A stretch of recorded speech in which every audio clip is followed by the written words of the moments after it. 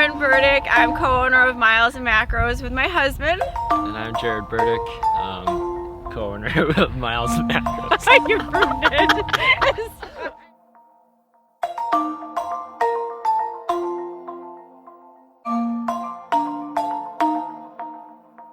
So I first started running in middle school and running cross country and track, and then I continued on doing high school and college, and then post-collegiately I started running some marathons, and then after that a few years I got into the trail and ultra scene at Cayuga Trails, and ever since then I've been kind of running between just ultras and trail running.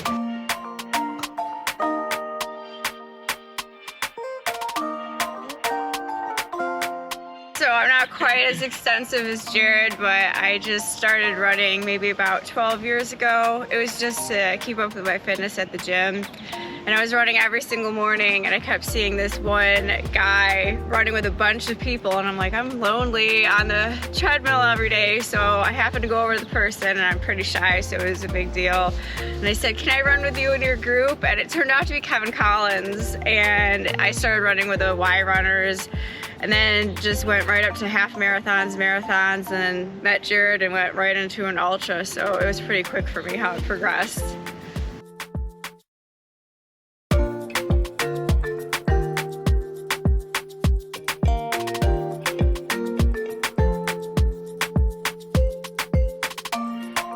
So Miles and Macros started when the pandemic happened. All the gyms were closed down, and One New York was a big presence online, and we saw a lot of people starting out running and asking a lot of questions and talking about injuries and how do I get further and how do I get motivated.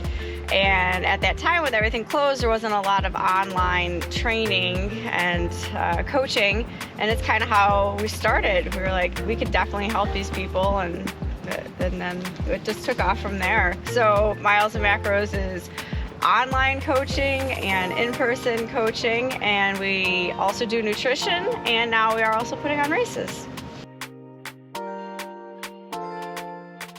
You know, we're local to the area growing up, and we want to bring some events just at some of our favorite locations.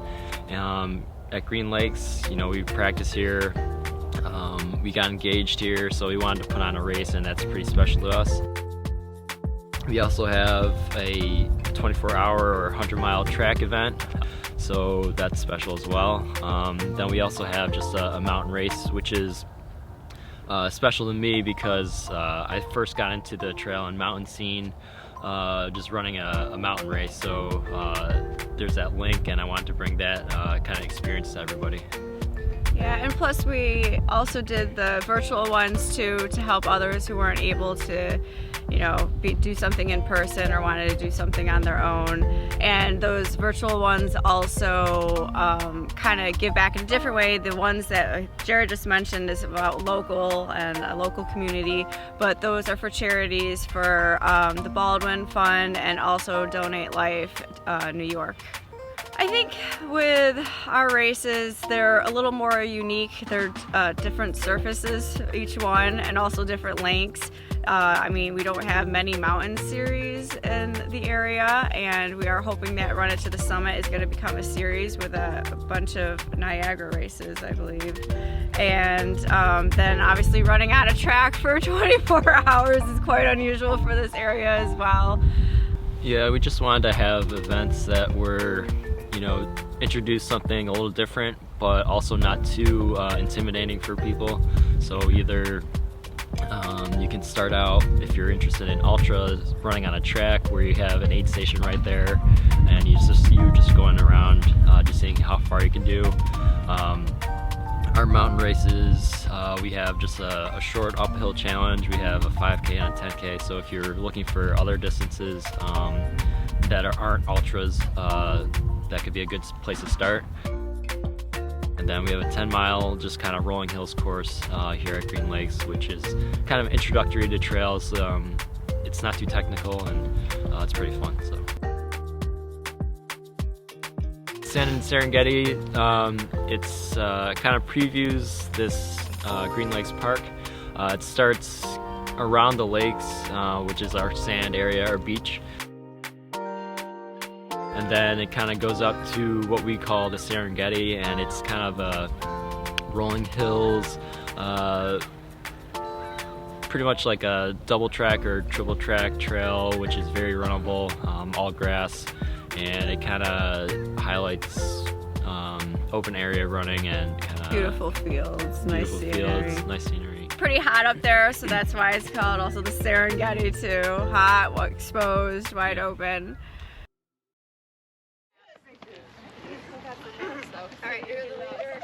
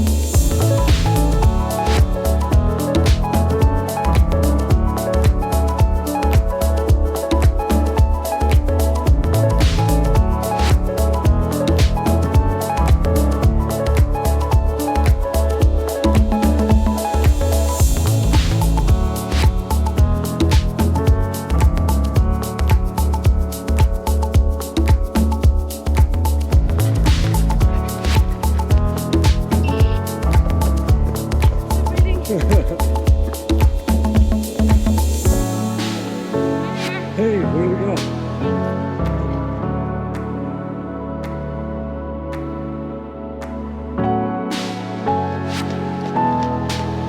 Yeah, a little warmer.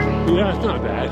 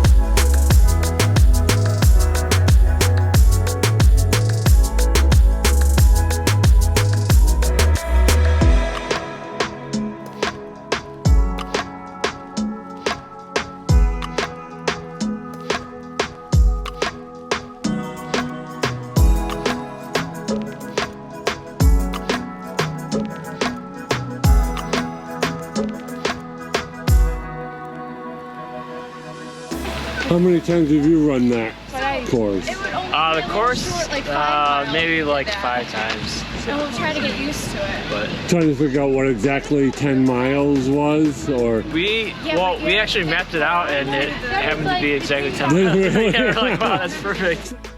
Our next event after Santa Serengeti is going to be the East Coast 24-hour track event. It's the 24 hours and 100-mile now, and that will be at FM High School, and it will be a very long 2 days. And it's on June 18th. Yes.